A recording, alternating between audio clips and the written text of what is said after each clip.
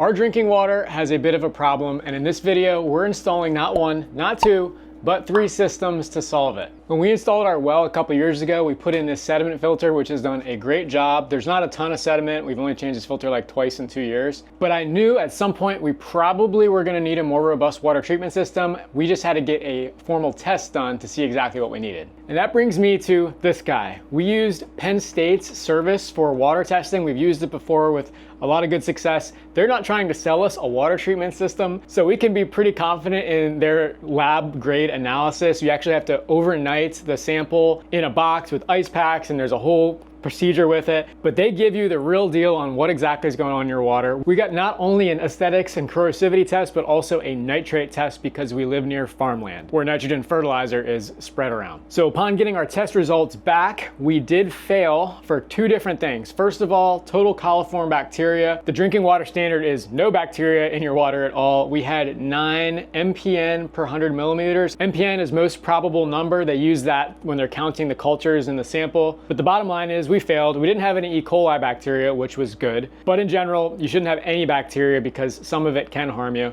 And we also failed for pH. Our pH was 5.79, which is on the acidic side of the scale. 7 is right in the middle. And the drinking water standard is no lower than 6.5. So we have acidic water. That also means the water is potentially corrosive. So we found some blue staining in our temporary shower, and we realized it is because of this copper pipe right behind me getting eroded by that acidic water. When we first got our well installed, the guys had a little kind of back of truck tailgate test, tested for like hardness, total dissolved solids, and they actually told me that our water was moderately hard, which meant it has some mineral content and that can actually precipitate out in things like tankless water heaters and your water fixtures. So I thought that we were gonna have an issue. I put this little cartridge in when we did our radiant floor, which is like almost like a mini water softener, because I was worried about things precipitating on the inside of our heater. Turns out the test that they did was completely wrong.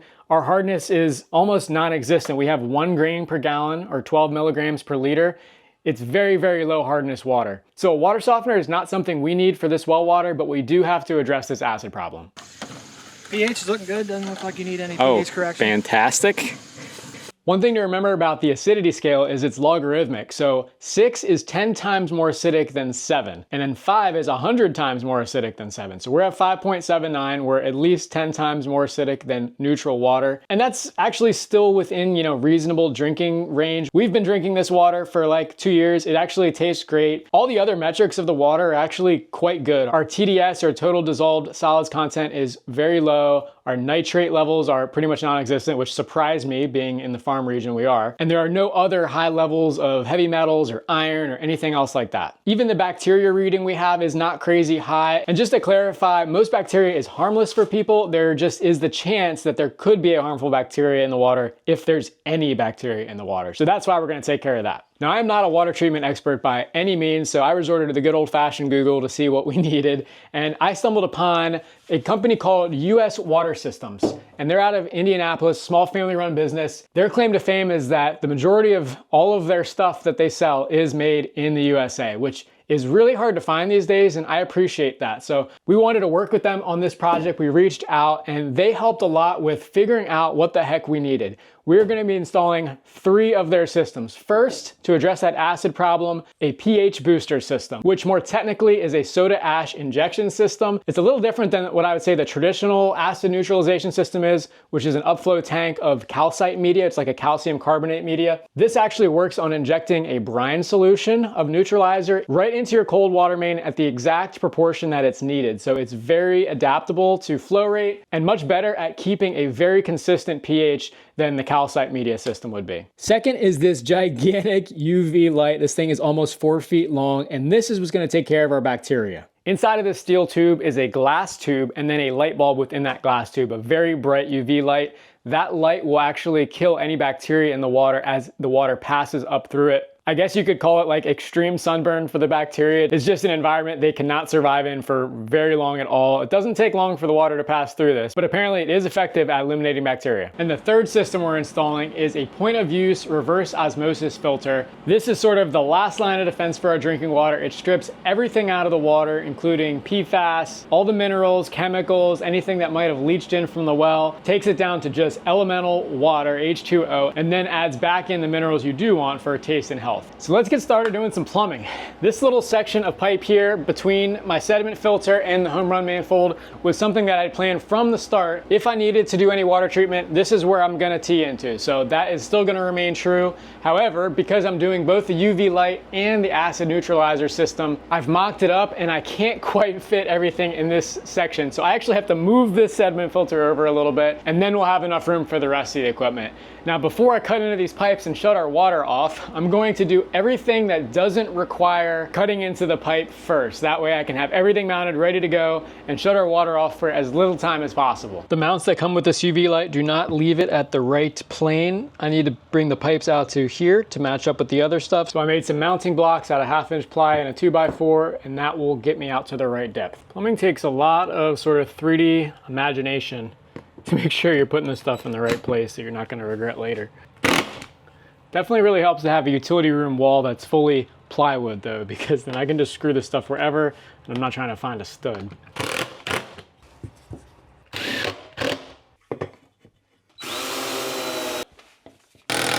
One of the key things to keep in mind mounting this thing is it's almost 4 feet long, and there's a light bulb that's just as long and has to come in through the top. So you gotta have at least 4 foot of clearance wherever you do it, either horizontally or vertically.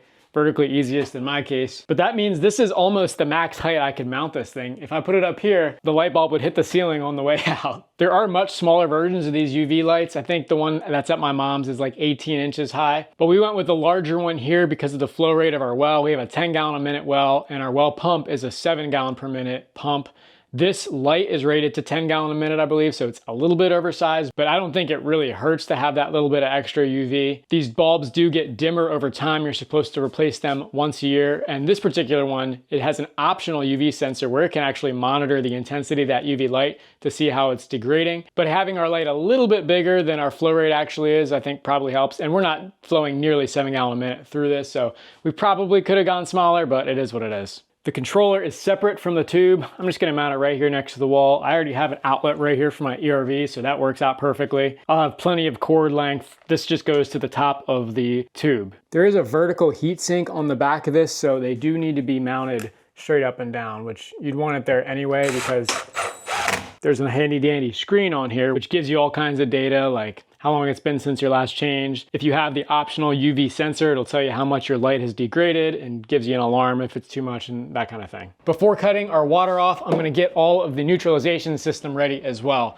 Just a quick overview of this. It is basically I guess you could call it 3.5 main components. And true to their name, they do all appear to be American brands too. Carlon, Stenner, and Clack is the tank manufacturer. I'm sure there's some global components mixed in, but at least the top assemblies are American made. And how this works is actually pretty simple. The magic really starts in the 33 gallon tank. This is what gets mixed in with water, Nutra 7 by Pro Products. And the idea is you just mix that in a solution in this tank. That's what gets injected into the water stream and takes your acidic water back to neutral. This guy is how that injection actually happens. This is called a peristaltic pump, which I had to Google because I had no clue how this actually worked. Really, really interesting though. And as a recovering mechanical engineer, I kind of nerded out for a while over these things because it's such a cool concept. So it doesn't work like normal pumps typically do. You have fluid coming in, there's an impeller of some sort and fluid going out. That fluid touches the pump housing and the impeller and any oils or bearings or anything.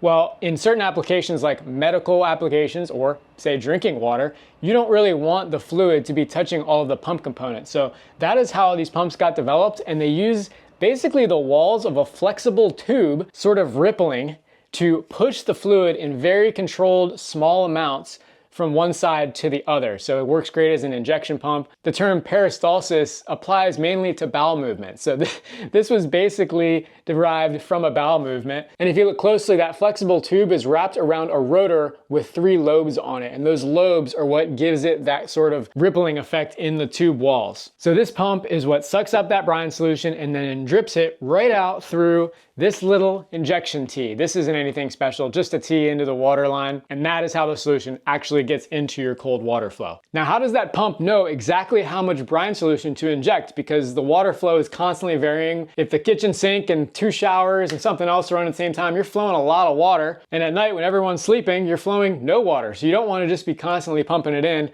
That is where this little guy comes in. This is just a simple water meter with an electronic output that sort of tells that pump how much water is actually flowing through the pipe. The pump can take that data and inject solution accordingly. I feel like right about here is a good spot to mount my pump for this and keep the tank sort of right here. I don't want it in the corner because I have some filters and valves and stuff to be able to get to over here, but I can still reach all of my manifold over top this little tank. And again, this needs power too, so rather than my ERV outlet, I'm gonna go to my water heater outlet back here. And then I'm maxed out on outlets. I gotta convert one of these to a 4-gang if I need any more outlets over here. Oh, stay there. It's the little details that count. Level as can be. Let's drill a hole in this and make sure we don't get any shavings on the inside. Be kind of counterproductive for drinking water. I guess that's the thick plastic. Should have went through the top, it's thinner there. Cool, no shavings. I should have known better because they give you this bracket, which I guess you can mount somewhere on the tank to hold that pump in case you don't want to wall mount it. We have a tube. Hello. They give you this little weight assembly with this piece of, I don't know, ceramic or something. Slide the tube down in there and clamp it on. The instructions say though to make sure you don't shove the tube all the way to the bottom because then it won't be able to suck stuff up. Guess it would help to put it in first before we put this on. Gee, that thing's tight. Oh gosh, almost kinked it. All right, am I doing something wrong? Got her. That is gripping. Tough to see, but I stopped it right about there, about 3/4 inch clearance. They say that should be hanging 3 inches off the bottom to avoid sediment pickup, so I think we're just gonna sort of leave this in here at an angle and hope that it stays for now. We'll cross that bridge when we come to it.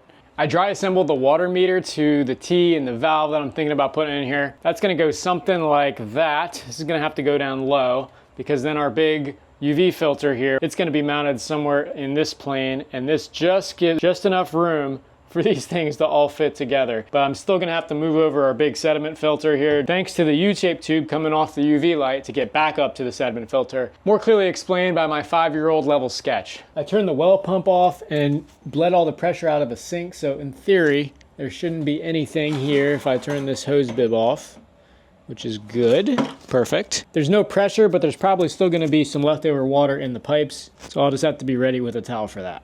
This red button on our Culligan filter is a pressure bleeder, so this should let some air into the system and allow water to come out. So that's working out well. It's amazing how much water can be held up in those pipes by just an airlock. If there's no air to backfill the pipe, the water can't run out the bottom. I think we're about cleared for takeoff. So this is the section that's coming out of this pipe to shift this whole thing over, approximately 3 1/4 inches.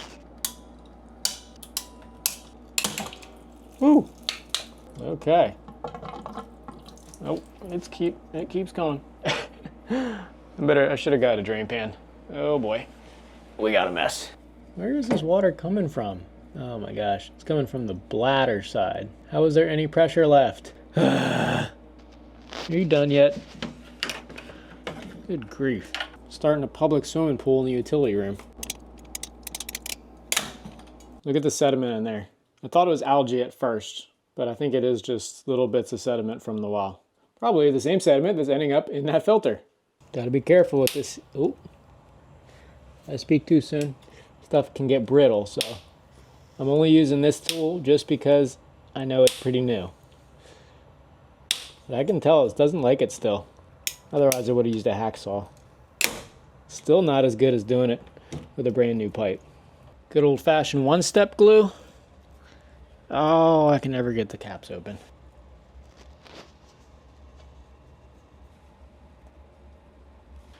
gonna be a little bit of a tricky maneuver, but I think we can pull it off.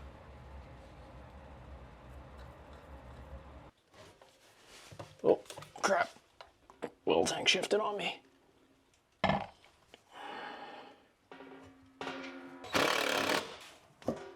Thankfully, my level line was still marked for this thing.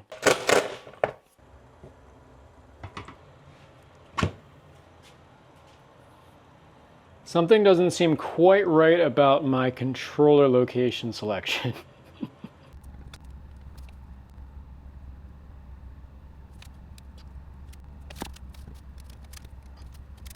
While I'm at it cutting all these pipes up, I'm gonna go ahead and take this water softener cartridge and this valve out. There's a noticeable difference between the hot and cold water flow. I say noticeable, it's slightly noticeable, at least at our kitchen sink. And I think this might be the main culprit because there's kind of a tight orifice in here to get all the water down in this cartridge and then all the way back up. It's either this or the mixing valve on our radiant board, which is not gonna be changed. But I'm gonna disconnect this sharp bite and just put a straight piece of pipe in here so that we can just cut this out of the loop. We don't need it anymore. This is my first time ever disconnecting a shark bite fitting, so I did buy the little horseshoe tool for it. I'm not sure exactly how this works. I think you're just supposed to press this collar in and wiggle the pipe off. Come on now. Easier said than done, I guess. That thing is in there. I'm breaking a sweat. Oh, come on. Holy crap, I think I got it. Wow, that was on there. Look at the end of this pipe. I never want to have to take one of these things off again. Can you see the teeth mark on this thing? They are calling that shark bite for a reason.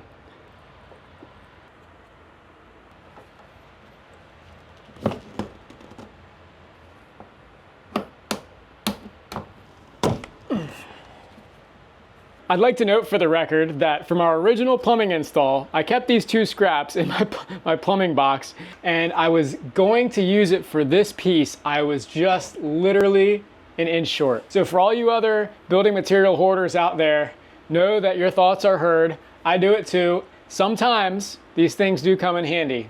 Today was not one of those times. All right, this is gonna be an interesting arrangement. I think that'll work. I'm gonna send it.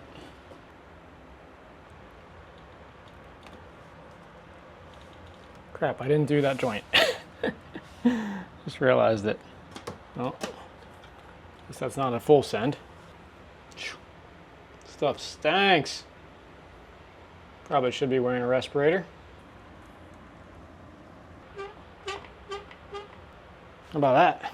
Oh, got glue on my water meter. Get off there. Outside of the VOCs from this glue, I think plumbing is probably one of my favorite trades. It's just kind of like a 3D puzzle. Always thinking about sequencing and order of operations, how you're gonna get these joints in, adding engagement depths to pipes, just a lot of detail. It's definitely not easy. I mean, this is why plumbers have a job. Although like anything, if you're doing it every day and doing the same thing thousands and thousands of times, it does seem to get a little bit easier. No, I will not keep the extension clamp under there as a permanent support. I whipped up a couple of my trusty support blocks, pipe standoffs, whatever you want to call them. Do they look a little bit ghetto? Perhaps, but it's going to be hard for you to find something as sturdy as this for literally almost zero cost. Unistrut is great, but that costs money, and I got plenty of scrap wood, a couple 1-inch tube clamps. It's going to hold this just fine. Solid as a rock. And with that, the major plumbing is done. We just have 2 loose ends to close up before we're gonna put water in this. First is this little check valve / injector assembly. It's literally just a little probe, goes in here, and that's what our brine comes into our water with. And then up here, at least the quart sleeve has gotta go in here to seal this up. The light bulb can be dropped in later. For what it's worth, I always use pipe tape and dope on all threaded connections. Knock on wood, I've never had to retighten one after tightening it with both of them on, whereas with Teflon tape, I have. So that's why I started doing it.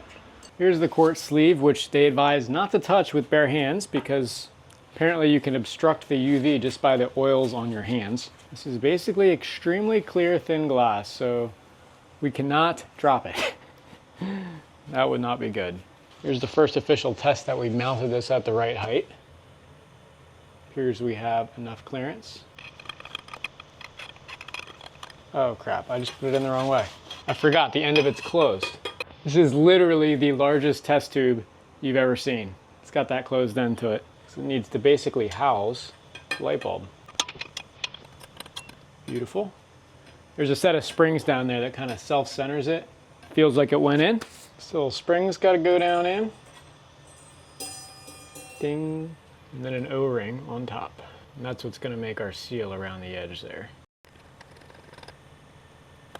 Now in theory, without connecting anything else, we should be able to put water to this and see if we have any leaks. That's the first thing I'm going to do before we hook anything else up. Because worst case Ontario, I'm going to have to tear some stuff apart if something's leaking. And it wouldn't be the first time. So let's go switch on the well pump. First stop, this valve. These things can get so sticky. Wow. Looks like we're good at least up to our filter. I have this off right now. Whoa, that was quick. I really like this filter because you can actually see inside. The Pentair ones don't allow you to do that. This Culligan one does. I feel water filling up these pipes. That's good. Double check my water meter is mounted in the right direction. That is an arrow there. We're good. I hear an air leak right here. The thing I just put on. You hear this? That's not good because if air's leaking, water might leak. I think that's an O-ring seal in there. Yeah, I'm letting out a bunch of air. Would not be surprised if that's followed by water. Yep, holy smokes. It's spraying. It's spraying. I'm going to crank that a little bit tighter. Okay, that seemed to stop it. Wow. Well, shockingly, none of it appears to be leaking. There is literally a first for everything, I guess.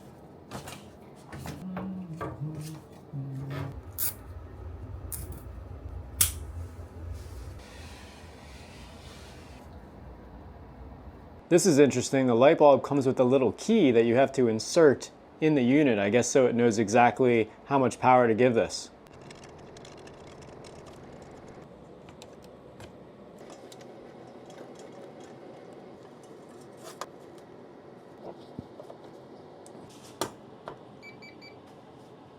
We have power. This thing is much more advanced than the one I put in at my mom's. So it's got all these different accessories that you can add to it. There's like a Wi-Fi module and everything you can add.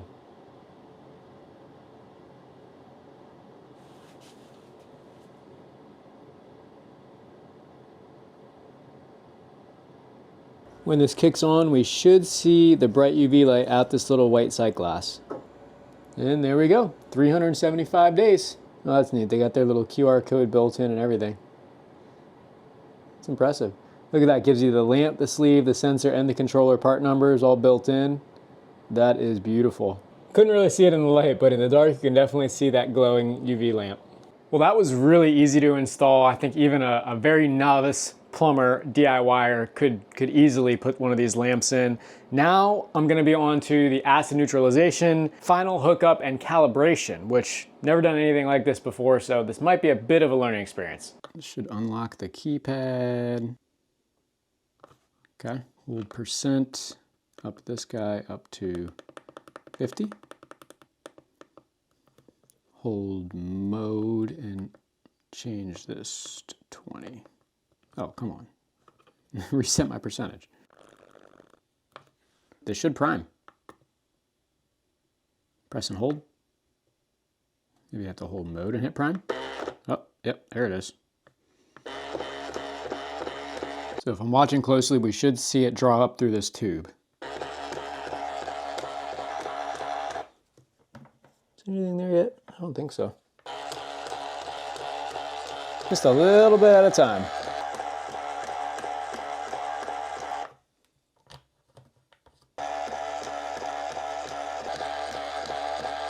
That 20 seconds at 50% setting is the baseline in the manual to raise pH. Of course, if your pH is really low, you might need more than that. What it really means is that for every pulse of the water meter, which happens every half gallon with this meter, this pump will run for 20 seconds times 50%. So actually only 10 seconds. Basically, with every gallon of water or 2 pulses, this runs for a total of 20 seconds, 10 seconds each half gallon. And I don't know the exact volume of solution it's pumping from the tank into the water line, but that can be changed by the roller configuration, roller size, that sort of thing. Now that I've had this running for a few days, I think we can actually test the pH to see how well it's working, whether this baseline reading works or not.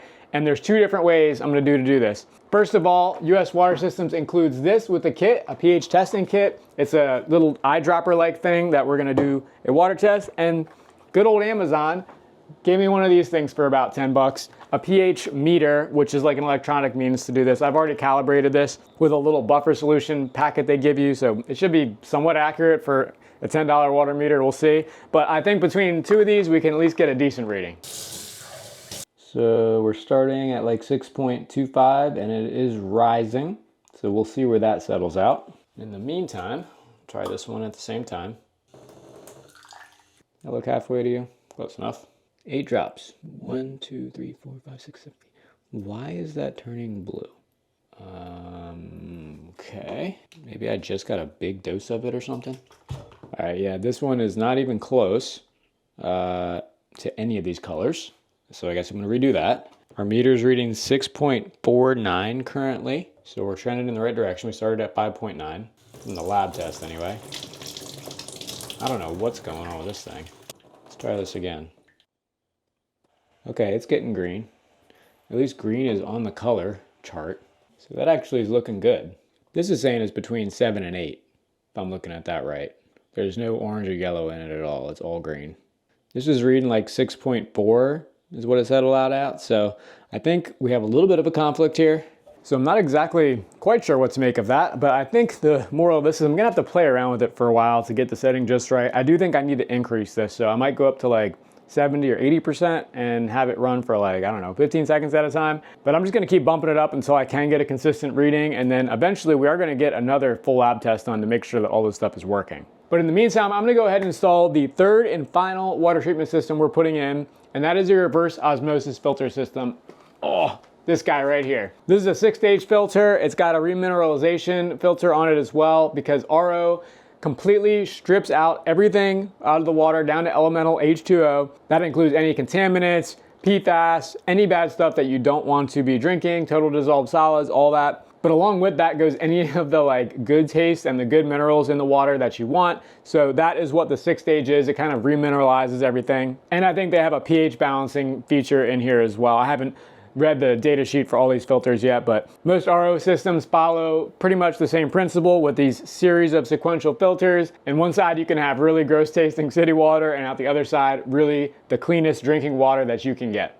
Now, if you watch any of our previous kitchen build series videos, you know that I was originally planning to put this system in a cabinet next to the fridge to hook it up to the ice maker. That wasn't actually my original plan. My original plan was to put it in the utility room, and I think I've actually reverted to that plan. I'm gonna put it here. The reason I kind of changed course and wanted to do it in the kitchen was because between here and the ice maker outlet is 70 feet of this blue PEX pipe. That contains about a gallon of water that's gonna be sitting in the pipe all the time, and I'm not gonna be able to purge that with every use. So what I didn't want was all that pipe length and volume sitting on the clean side of the filter, accumulating any extra chemicals that might leach from the pipe, any bacteria that might be in that pipe. That's not gonna get filtered out by the time it reaches the ice maker in the fridge where we're filling our water bottles up. So that was the idea, is put it as close to the point of use as possible, and we would minimize that. However, it does take up cabinet space. It makes changing the filters more difficult. I have to make sure I'm not getting water in the cabinet, that kind of thing. Another thing to consider is RO water is chemically aggressive, which means when you strip all of those ions and minerals out, it now wants to take on that stuff from other pipes. Now, I've read that this isn't really a big deal with plastic pipes. It's more concerned with copper, but either way, that was the thinking. I didn't really want it sitting stagnant on the clean side of the filter with that much volume before it gets to where we fill our bottles. But after thinking about it enough, I think I changed my mind. I'm gonna start it out here in the utility room. It's not gonna hurt anything here. I can very easily move this in the future if I want to. And that is the beauty also having a PEX home run manifold. Definitely one of the kind of unintended benefits. When there is a different water line going to every single fixture, you can very easily tap into them at the beginning. Whereas if this was a trunk and branch system, I'd have one big cold water line running all the way upstairs, and that tee off to the ice maker would be done either before it got to the kitchen sink or after the kitchen sink, where I would be forced to put the RO system up there in order to get to that ice maker line. Whereas here, the ice maker line basically starts right here. This goes all the way up behind the fridge, and I can tee into it anywhere, including here in the utility room. It's a lot more convenient here too, because I have a floor drain in here. So I can very easily drain the RO system into my existing condensate drain pipe, and it will go into the floor drain. So where the heck am I gonna put this thing? Because I do not have hardly any space left on these walls. I wanna keep this clear for a potential bladder tank for our fire sprinkler system in the future. I've just got a lot of equipment that's built up in here, and most of this water stuff took up my empty wall space. So I have determined that this little corner here is gonna be where I mount this. It works pretty well because the condensate drain is right underneath of it, and right above it is the manifold. This is roughly what I'm thinking. Then I can set the tank right here down in the corner next to me, and this I believe is the drain line. It can come straight down, cut the drain right about here. And I probably will take this off when I change the filters anyway. So just somewhere I can easily take this all off, keep the lines all still attached, put it in a bucket to capture all the water. These GRK cabinet screws have a nice wide flange for this thing to hook onto. Test fit. I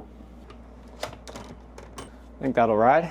I'm gonna put in a Y in the drain line and a 45 like this to make a little standpipe for this drain. So I just measured to put this in. I gotta cut out 1 3/4 inch long section.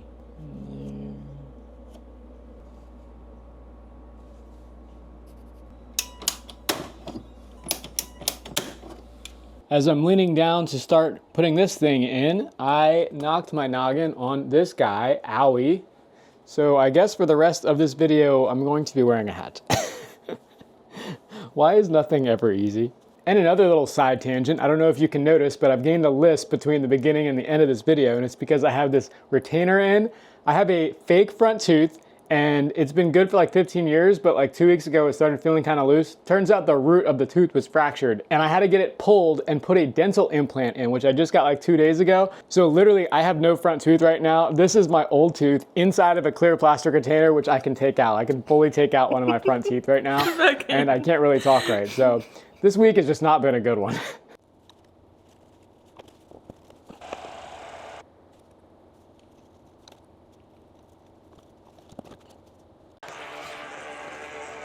Shush. That perimeter condensate drain I put in here when we first did our radiant floor system has really come in handy. It picks up the main air handler, the tankless, now the RO system, the whole house dehume, and the mini splits, and directs it all into that one floor drain. And like you just saw, it's so easy just to tap in any extra thing you need to drain. If we had hard water and needed a water softener, we'd also need a drain for that. So just a good thing to keep in mind if you're planning a future utility room. Now we are ready to do the supply side of this system, which thankfully, again, the home run manifold coming in handy. I can turn off just the ice maker.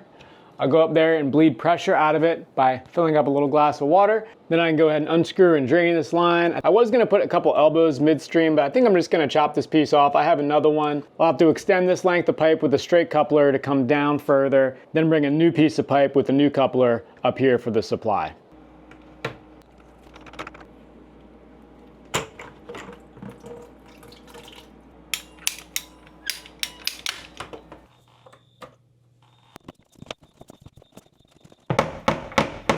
I just took that off the wall to mock this up and check out who I found behind it. That is a big boy right there. Wolf spider, I believe it is. Elena got this little contraption off Amazon. We call it the bug catcher. Make sure I don't get his leg. Got him. See how cool is this little contraption? Can safely relocate him outside. These guys look pretty scary, but I'm pretty sure they're very good. And there he goes. Back to regularly scheduled plumbing programming. This PEX B is so much stiffer than PEX A. Definitely is tough stuff, but could be easier to work with. Elena's dad gave me some colored zip ties for Christmas, and what a better use for a blue zip tie and to tie two pieces of blue PEX pipe together. You don't even notice it's there. Here's how I'm doing the connection from PEX to the quick connect lines that come with the RO filter. The inlet's a 1/4 inch line and the outlet is a 3/8 inch line. So these are quick connects by MPT males, 3/8 by 3/8. This is a 3/8 by 1/2 inch bushing, and then this is just a standard female 1/2 inch MPT PEX connector. Inlet's exactly the same, except it's a 1/4 inch quick connect by 3/8 MPT male. Oh.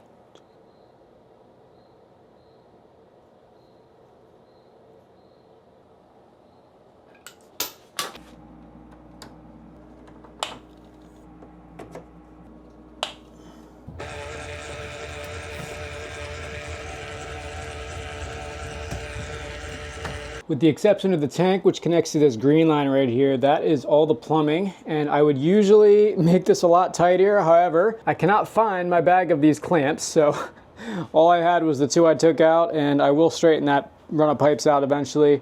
And I usually would make this look a lot neater and trim these to length. However, I want to keep the excess length on here so I can pull this whole unit off the wall when it comes time to change the filters. That's why I'm not unscrewing the filters and getting water down in this corner. I can take the whole thing off, put it in a bin, and unscrew these filter housings. The tank here is 4 gallons and it fits nicely inside a 5-gallon bucket to keep it upright. In the directions, they say the pre-charge comes at 7 PSI. So I'm gonna use my low pressure gauge here. Take a look at that. It's actually a little bit higher. I'm gonna let it out to 7. Then it comes with this floor stand where it'll sit upside down like that.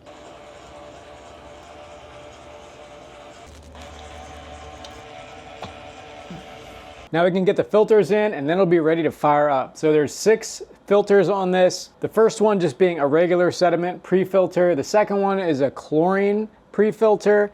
The third one is a chloramine pre-filter, which I don't think either of those two are gonna do anything in our case because we're not on city water, which adds chlorine to the water in order to eliminate bacteria. This first horizontal canister is the real heart of the system. That's the reverse osmosis membrane. This 5th cartridge that says libation on it is the alkaline addition. It's supposed to bring up the pH much like our acid neutralizer is, but because we're running all this water through the RO membrane, that strips any amount of dissolved solids that we put in with the acid neutralization out. So we need to re-add some of that in. We're working a little bit counterproductively in that regard. And then finally, the last filter is the chlorine taste and odor reduction. So it's like the polishing filter, remineralization, whatever you want to call it. It adds some minerals back into the water. It makes it taste better than just straight stripped water, which is what the RO system does. All the pre-filters are just a double O-ring seal, and they give you a little packet of silicone lubricant to lube those up before you put them in. This is really nice the first time because there's no water in the system, whereas in the future I'm gonna have to shut this off with the manifold and then carefully take these filters down while they're full of water.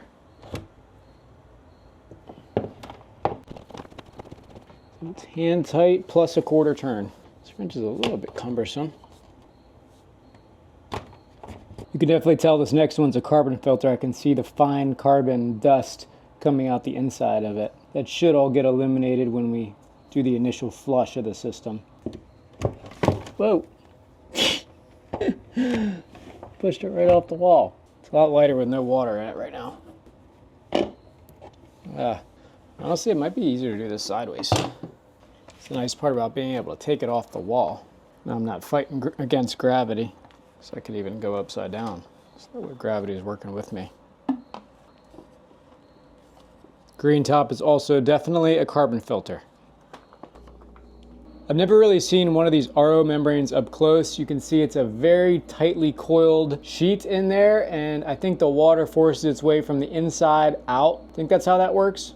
And in theory, these should last quite a bit longer than the pre-filters should, just because by the time the water gets to this thing, it's already pretty clean from those pre-filters. We have a whole house sediment pre-filter, so even before it gets to this RO system, it has been filtered for sediment, UV light does the bacteria, and our acid neutralization adds a little bit of dissolved solids, which will technically get filtered out and then re-added. But overall, our water is pretty darn clean. The reason we really wanted this RO system in the first place was just to ensure that we have the absolute cleanest drinking water possible this is the way to do it. I don't know of any better filtration systems right now than an RO. Not only do we want the cleanest water for our health, but our future children's environment as well will be impacted by how good the water is, how good the air is. That's why we're trying to build the healthiest house we can. Have we executed that absolutely perfectly so far? No, but that's why we did the garage apartment first, so we could learn all of these things that we can then implement in our future house and truly make it the best house we can build.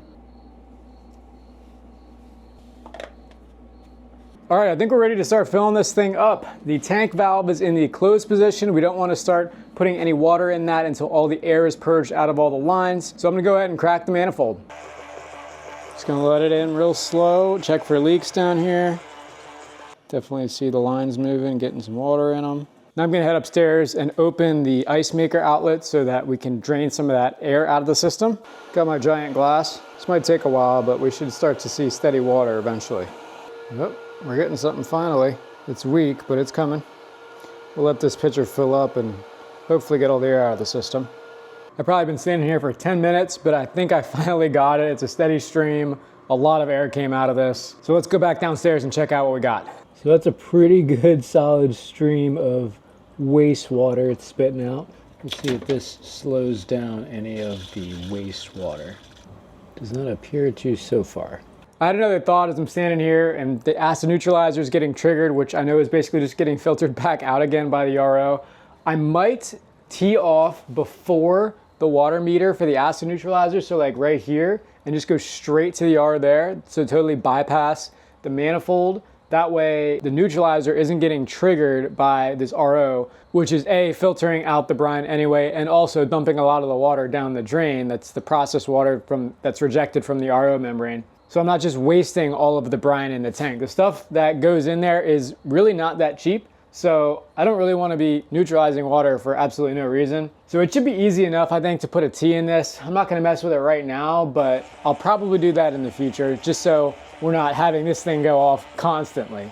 Another little side tangent while I'm at it. I'm not sure if you noticed my shirt at all in this video. Buy land, build dreams is what it says. This is actually not just some random shirt. We actually had this made and it is going to be a new offering that we have been creating behind the scenes for like a few years now. We're just kind of slow rolling it out. We haven't like launched anything yet. And I can't tell you exactly what this is yet, but I can tell you that if you are planning a new build, a major renovation, or an addition, we're making this exactly for you and it should help you a lot in your project. If you want to be the first to hear about it, go to our website, masondixonacres.com, and sign up for our email list. That is where we're gonna first kind of do the soft announcement of it before we start really talking about it on social media. But this video is literally the first time that we're mentioning this in public at all. So make sure to go to our email, get on our email list, and you will be the first to know about it when it comes out. Fast forward to the next day, the RO system has filled the tank, and check out what we picked up the other day. This is another one of the Penn State Extension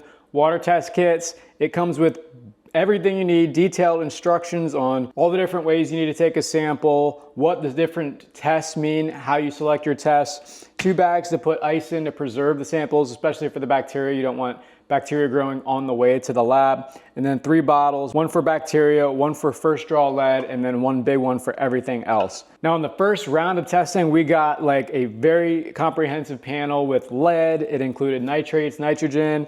We didn't have any nitrates or lead in the water, and those cost a bunch of extra money to get that. So we're just gonna get basically the second tier package. It's like an aesthetics and corrosivity test. It also includes all the standard testing for pH, bacteria, hardness, all the standard water test stuff, plus a few different dissolved metals, copper, iron, manganese, things that contribute to poor taste in water, and sometimes these result from acidic water taking that metal off the pipes. I'm gonna do this from the kitchen faucet again. That's so I can get an apples to apples comparison with the first test we did. I probably should have picked up a second one of these things to do the RO water, but I didn't really think about it at the time. I think eventually we will. I think this is a better baseline. I mean, this is our kind of general use water. Step 1 is to remove the aerator so we don't get any of the bacteria that's trapped in here. And we're gonna run this for 5 minutes to flush the whole pipe and get a good representative water sample in here.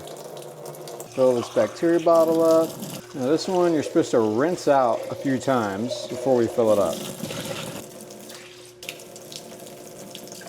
Now, usually these samples have to get overnighted over to Penn State, which is from us about a 2.5-hour drive. And the last time we did this, it was like $60 to do that. So this time we've actually coincided this water test on a little trip for us to Penn State. It's our alma mater. We both went there. It's actually how we met in engineering school there. And we haven't been back there in like 5 or 6 years. It's changed a lot since we went there. So we just wanted to take a quick day trip to see it anyway. We're gonna spend the night up there. But we're gonna hand deliver this to the lab up there, and that will save us the cost of overnight shipping and get it there a lot faster. Like I said, about 2.5 hours from the time the sample is collected.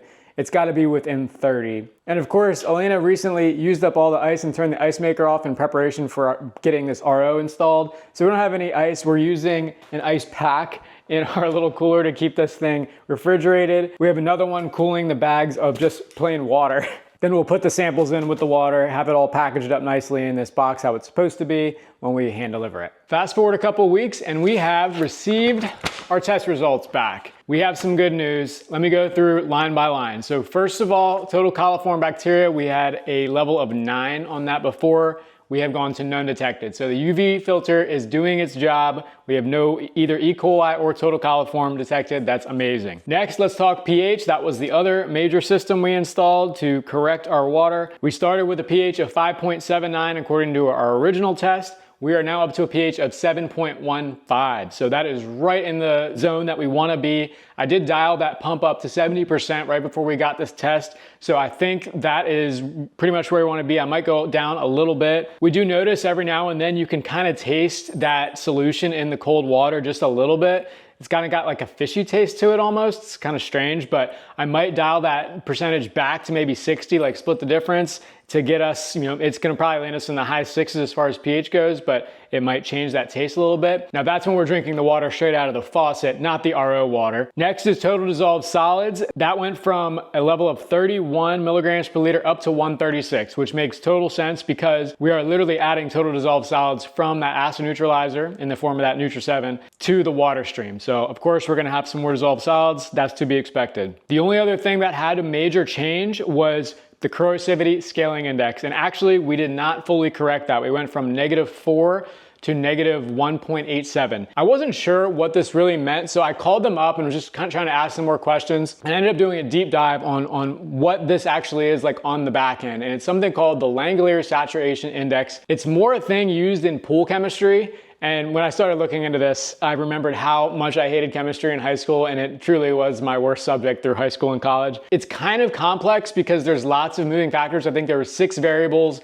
pH, temperature, calcium hardness, total dissolved solids, that they all kind of influence one another. But basically what the LSI is though, is a measure of how aggressive the water is. It's either trying to pull calcium from where it's at to get to neutral, or it's trying to get rid of excess calcium in the form of scale. In the analogy of a pool, it's either precipitating that white, kind of crusty looking, salty looking stuff, like on the edges of the pool, or in the case of like a plaster pool, it's pulling the calcium out of that plaster and it's etching and damaging the plaster. So this is pretty important in the pool world, but also something we measure for drinking water because it can harm fixtures and things like that. But what I learned was with our neutralization system, because it doesn't add calcium hardness, like the one that I installed at my mom's, where it's got that calcite media in it and the water takes on some of that hardness and calcium as the water flows through, we didn't get the benefit of increasing our hardness of our water, which for some people, that's exactly what you want. For us, we have no hardness in our water. Also, we actually probably could have benefited from it.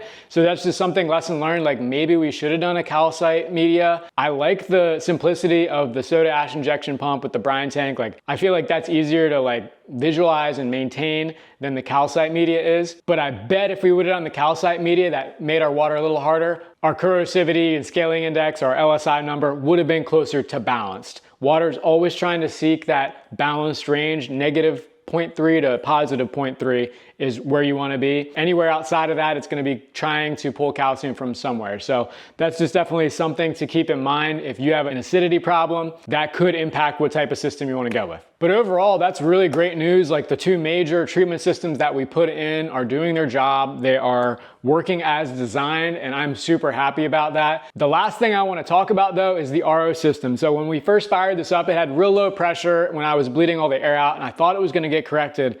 but it was really just not increasing flow or pressure. Like I literally timed it, and to fill up a normal size glass, it was 3 full minutes. The water filler was literally doing the 1 minute cutoff 3 separate times to fill up a single glass. So that was not gonna fly. I was looking into like how to increase pressure from RO systems, and I came across this guy right here. So this is a permeate pump. I'm really not sure why these aren't standard on all RO systems to begin with. I guess point of use doesn't have the same pressure drop, which wouldn't require it, but this uses the drain flow pressure. So there's no electricity that goes to the saw. It uses the water pressure from the drain water to then pump more water through the RO filter and into the tank. So they claim you can get up to 95% of feed pressure with one of these, where it's almost as if that RO filter wasn't even there. You're getting basically the feed pressure of the inlet water. So I'm gonna install this down in the utility room. We're gonna see what that does. I will say this though, after we got this and I'm preparing to install it, I remembered that this was still installed in the refrigerator, which is the actual like fridge built-in water filter that with the RO system we really don't need. And you're supposed to take this out. I did not realize that when I was looking at how low the water pressure was. I was like, what in the world is going on here? This adds a lot more resistance to that flow. So it comes with a plug. I unscrewed this, put the bypass plug in, and lo and behold, the water pressure did increase substantially. We went from 3 minutes to fill our cup down to 25 seconds. So huge increase just by taking out the fridge water filter. Make sure you take this out when you're installing an RO, because that RO tank does not want to push any additional water through another filter after it's already all filtered. So keep that in mind. I bet though that this permeate pump's gonna do even better. So they give you this handy bracket that clips on the RO membrane, and this mounts right about here. Both of the out ports have to be in the upwards orientation to let any air bubbles out the top. And the hardest part about this is getting all the 4 ports right with what they are supposed to go to. It's heavy now. After staring at the diagram for a while, I think I got this. So this is the RO membrane. There's a single inlet and there's actually 2 tubes coming out the outlet. One is good, one is bad. This is the good permeate, and it's got a check valve in it that's going up to our shutoff valve. And this is the bad, this is the brine. This tube is going straight to our drain currently. So that drain tube needs to go to our brine in port, then the new drain tube is gonna come out of the brine out port. Gotta make sure those bottom out in these quick connect fittings, otherwise it's gonna leak. Brine coming out of the RO into the brine in port. We'll just use what's left of that line for now as our brine out. Now it's the good side, the permeate in, permeate out. I'm gonna disconnect the permeate line from the back of the check valve here. Oh, shoot, that had pressure. There was some residual pressure in there. Holy smokes. Bucket. Oh my Lord.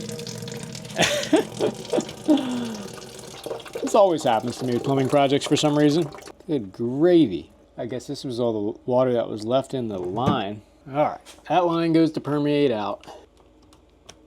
And we'll put a new line between permeate in and the outlet of the RO.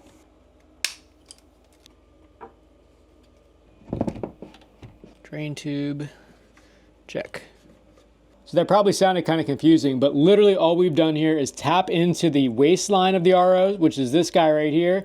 This now goes right to the drain. So this pump is right in line with the waistline, and the same thing on the permeate line, which is the clean water side. This permeate inside is coming from the RO exit. This one is going to the tank. So we're using the pressure of the wastewater to create pressure in the clean water. The literature on this permeate pump says that it also reduces the drain wastewater volume by up to 80%. So that's huge, because these traditional tanked RO systems, I want to say it's like 3 to 5 gallons of wasted water per 1 gallon of filtered water, which if you live in a place where you have to pay for your water by the gallon, that's a lot. If I had to buy my water by the gallon, I would probably be installing one of these things anyway. I think the downside to them is they do make some noise, so we're gonna see what that sounds like. But thankfully, we are here in the utility room where that really doesn't matter. Let's get her fired back up. Yeah, you see that little...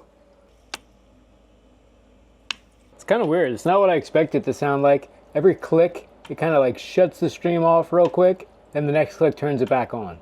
All right, moment of truth. And stop. Probably put a little bit extra in that too. That's like a 6-second-ish improvement. I'll call it 20%. So that's not bad, definitely an improvement with that. I do wanna check one thing though. There was a faucet that was supplied with the RO system and it's got a 3/8 line. So I'm curious to see what difference having a 3/8 opening at the end rather than this little 1/4" one will make even with the same pressure. So I'm gonna switch that out quick. Luckily I put this valve in right here, so I shut that off, took my fridge line off, and then put this 1/4x3/8 adapter on. So this blue is 3/8 line, and I just bled all the air bubbles out of this, so we're gonna give this one a shot too. Let's see if I can do this simultaneously. 3, 2, 1. Oh shoot, didn't start the timer. 3, 2, 1. And time.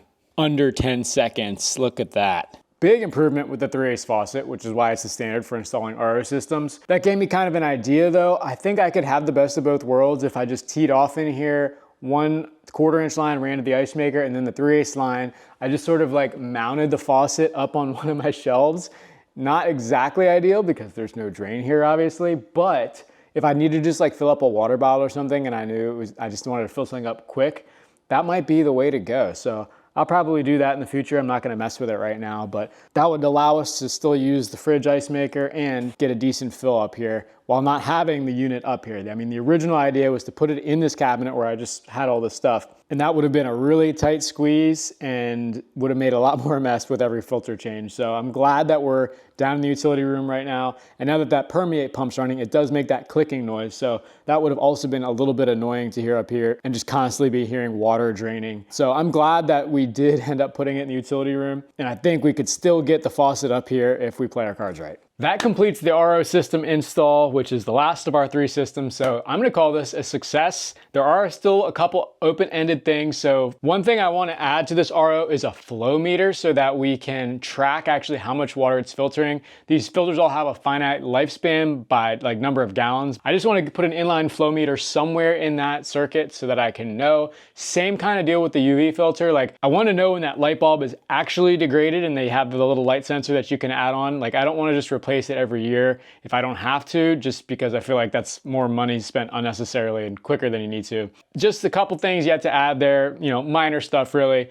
And then the last thing we need to fix is our corrosivity, but that's a little bit more complicated. Like I think we need to add hardness to the water, which is kind of backwards. Like usually people are buying water softeners to remove that, but we have literally completely soft water to start, and that is making the water more corrosive because it doesn't have calcium in it. But maybe there's some other factor in that LSI equation we can adjust. Like if you're a water professional watching this, you probably have run across this before, maybe, I don't know. Just put something in the comments for what you might do if your water was corrosive, the acid problem had been fixed, but it was still corrosive on the LSI scale, unbalanced or chemically aggressive. I'm thinking maybe I could put calcium like in this tank so that it's getting injected along with the soda ash solution. So that would maybe raise the hardness of the water too.